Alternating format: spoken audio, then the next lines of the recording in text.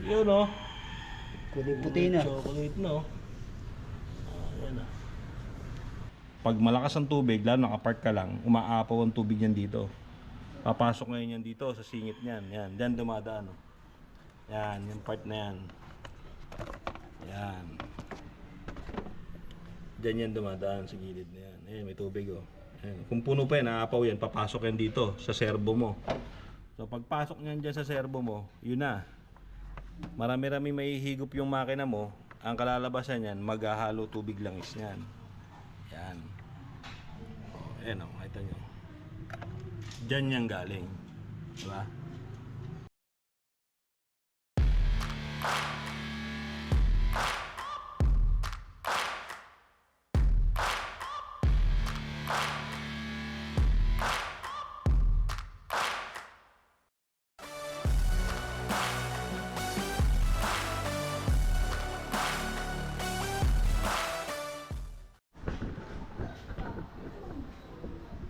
So yun, welcome back mga ka-GM.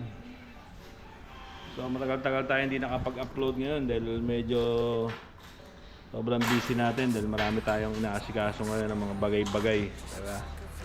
So meron naman tayo nakitang isang kapakipakinabang na video na i-upload natin para to sa mga Toyota Avanza. So ito, common to sa mga Avanza na gantong model, yan. Yung Avanza na yan. Lalo ngayon pag tag-ulan, diba? Pag tag-ulan, malamang sa mga owners ng mga Avanza na ganito, baka na-experience yun na to. Tapos pinagawa nyo na yung bagay na pinagagawa ng mekaniko pero hindi pa rin na-resolve yung problema nyo, diba? So ito, ang issue na ito, common issue na ito, punutin natin sa gilid. Lagay tayo ng ilaw. Medyo madilim. So ito, ilaw natin. Sarang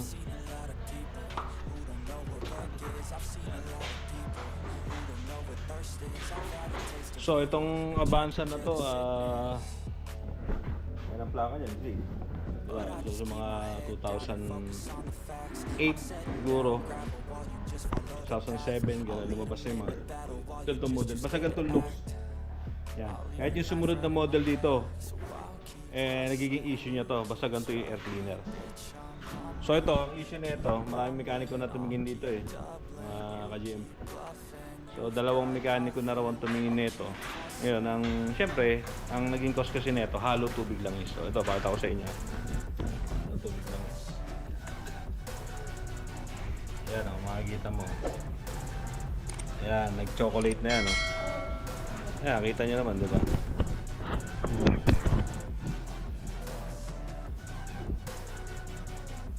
Yung langis niya may halo ng tubig. So sa mga mekaniko na hindi nila kabisado tong Avanza o hindi nila na-experience na yung ganyang bagay, naghalo yung tubig at langis, siyempre ang una mong iisipin, siyempre cylinder head gasket, diba? Kasi para maghalo ang tubig langis sa ibang makina na nang nagiging cost niyan minsan, kadalasan pala cylinder head gasket saka yung minsan sa may oil cooler nagbi-mix din ng tubig dyan so ngayon sa mga Avanza na ganito, pina-check na nung may-ari sa dalawang mekaniko nga pinababa nga cylinder head. Ngayon nag-iisip siya kung ipababa niya kaagad kasi malaki ang gagastusin, tapos tataka naman siya, hindi naman daw nag-overheat. Nagtaka lang siya kasi galing siya ng probinsya. Pagbalik niya ng probinsya, ganito na, diba? Nung time na hindi naman nag-uulan, wala naman siya isyong ganito, diba? Kasi nga, naging problema nito. Sabi ko, sir, ito. Checkin mo ito, sabi ko sa kanya. Ito nagiging cost niyan, pagkadalasan. Makikita ko sa inyo. Pag gantong air cleaner mo ng Avanza o same model nito, ito nagiging issue lagi niyan. Ayan, may bakas pa, makikita nyo. Ayan, may tubig pa. Ayan natin yan, tubig, diba? So yan tubig na yan, pag tag-ulan, mapapansin nyo, yung Avanza nyo, baka nagkaroon lang ng mixture yung oil saka sa dipstick. na ng time ng tag-ulan, yan, dito nang gagaling yan. Yan, tong part na to, pag malakas ang tubig, lalo nakapark ka lang, umaapaw ang tubig yan dito. Papasok ngayon yan dito sa singit niyan. Yan, diyan dumadaan. Yan, yung part na yan. Yan. Diyan yan dumadaan sa gilid na yan. Ayan, may tubig oh. Ayan. Kung puno pa yan, naapaw yan, papasok yan dito sa servo mo. So pagpasok niyan dyan sa servo mo, yun na. Marami-rami mahihigop yung makina mo. Ang kalalabasan niyan, maghahalo tubig langis niyan. Yan. Ayan oh, ito. Diyan yan galing. Diba? Oops.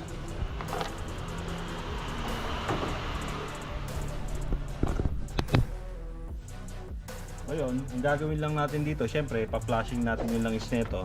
Flushingin natin kasi nga naipunan ng may tubig sa loob eh. Pero syempre, dapat makaisip ka ng paraan para sa susunod na mangyayari yan, uulan, hindi na papasukin to. Kasi ito talaga common issue to pag may abansa ka. Kasi karamihan nito, pag nakita ng mekaniko yan, syempre, iba, pababa na yung cylinder head. Ang mungat-mungat, pinababa mo na yung cylinder head, eh, umulan na naman, halo na naman ang tubig langis mo, di ba? So, ito, kailangan natin gawin ito ng paraan. Yung part na yan, o itong part na to, may gumagawa na yan eh. Kailangan kasi yan, yung tubig na mag-overflow dyan, hindi na pumatong din sa ibabaw ng ano mo, air cleaner mo. Dapat di siya umabot dito. So, gagawa natin ng paraan yan, lalagyan natin ng cover yan dyan para pumasok na. Pag umulan man ng malakas, hindi na mababasa ng gusto to. Didiretso na rin sa ilalim mo. Sa mga gilid ka. So, unahin muna natin. Change muna natin to. Tapos mamaya, pakikita ko sa inyo kung anong magandang diskarte rito. DIY lang. Pero may gumagawa na nito eh. Iba, kino-customize na to. Yung air cleaner para hindi na pinapasok ng tubig yan. So, sa akin, wala naman akong gagawa ngayon. No? So, gagawin ko lang muna ng paraan para lang makoberan. O kaya, ngayon, syempre, may hilig naman kayo mag-DIY, di ba? Pwede nyo gawa ng paraan yan.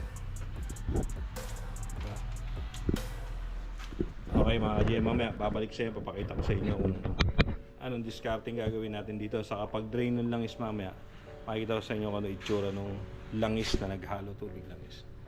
Yan, sana makatulong sa inyo yung video na yan kasi kung Avanza owner ka at na-experience mo o kaya ngayon pa lang nakakita mo tong video na to, tingnan mo muna yung air cleaner mo. Kasi para makaiwas sa malaking gastos. Siyempre pag binaba mo cylinder head niyan, magkano? Labor pa lang, di ba? Labor pa lang niyan, malaki na. Kasi siyempre, tatrabahuin ng mekaniko yan. Timing chain pa yan, di ba? Maraming baklasin. Plus, bibili ka rin ng materyales. Yun lang pala ang problema ng sakyan mo, di ba? Okay, mga GM, salamat!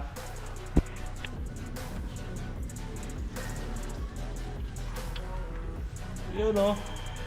Kulay puti na. Chocolate no. Ayan na. Pakita mo sa camera yan. Ayan. Ayan natin yung chocolate. Oh. Chocolate mocha.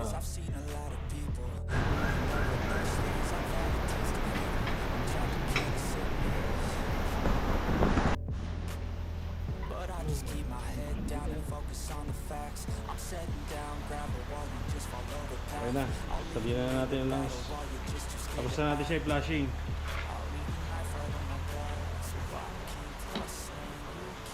Sarado na yan, yung plug.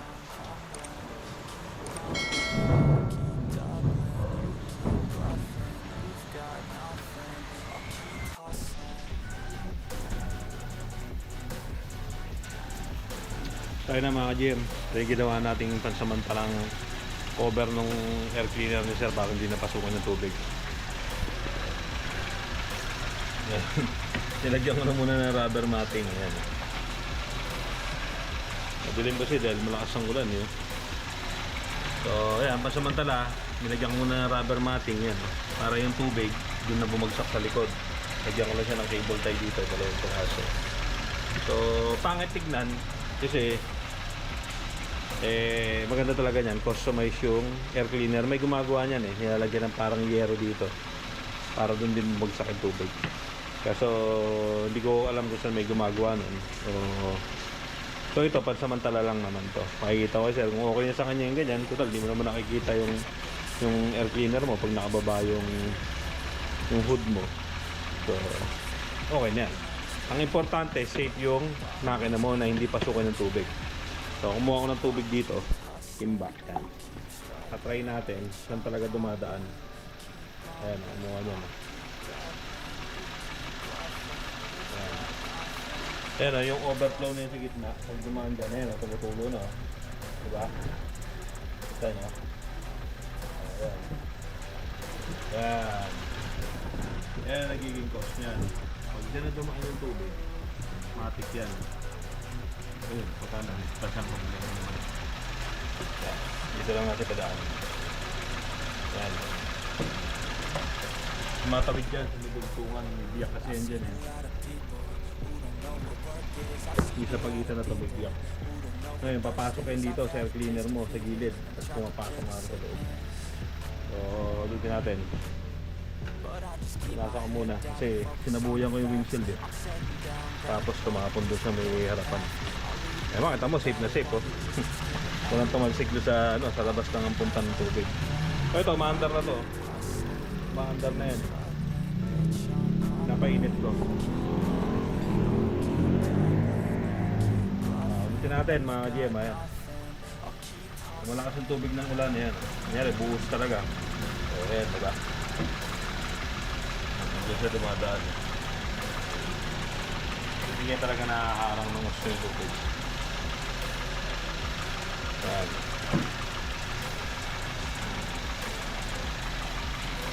Matas-kitas. So, kaya sana kung didiretso ka agad dyan. Kasi hindi, biyak dito. Kaya dumadaan dyan. Siguro isa pang option dyan, isili ko tong part na to. Diba? Pero ang inaano natin kasi dyan, minsan sobrang lakas ng ulan, maapaw dyan. Hindi kinakaya kaagad ng daloy dito, kaya nangyari, maapaw. Ito talaga pinaka-safe. Kahit anong gawin mo dyan, kahit buhusan mo pa yan, hindi papasok yan. So, walang pupuntahan yung tubig mo. So, sa likod lang talaga babagsak siya. Diba?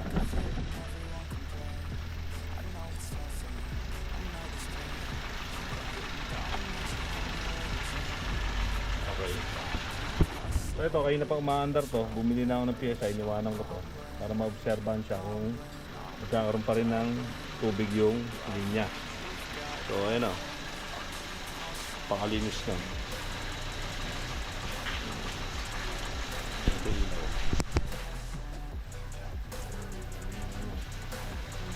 Yan, kulay na ng langis yan.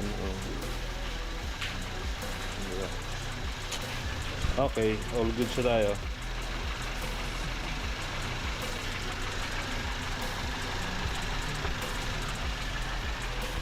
Okay. Pangit ang tignan pero useful yan, di ba? So, ayun. Ay, mga GM, sana nakatulong sa inyo yung panibagong video natin. Eto, for awareness lang naman para doon sa may mga Avanza owner, agaya niyang model na yan. Pag nangyayari sa inyo yan, kung mapapanood nyo nga itong video na to, yun muna checkin nyo, di ba? Para hindi kaagad kayo mauwi sa malaking gastos. So, okay. See you sa susunod natin video mga GM. Salamat. Bye-bye. Bluffing, you've got nothing. I'll keep hustling.